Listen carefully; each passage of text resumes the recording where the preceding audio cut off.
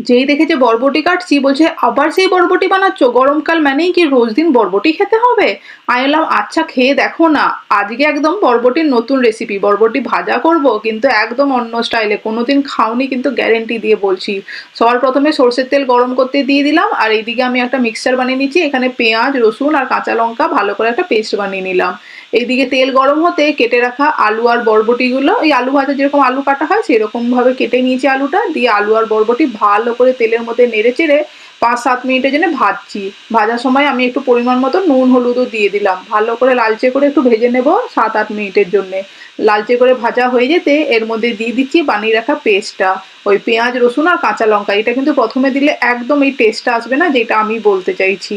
এইটা লাস্টে নামানোর 2 মিনিট আগে দিয়ে ভালো করে এরকম করে দেখো আমি যেরকম কষাচ্ছি এরকম ভাবে কষিয়ে নিতে হবে। দিয়ে একদম ঝরঝরে হয়ে যাবে ভাজাটা, দেখেই বুঝতে পারছো। আর পেঁয়াজ রসুনের স্মেলটা দারুণ লাগে কিন্তু এই লাস্টে নামানোর সময় দিলে। আমার বরবটি আলুর ভাজা ইউনিক স্টাইলে রেডি।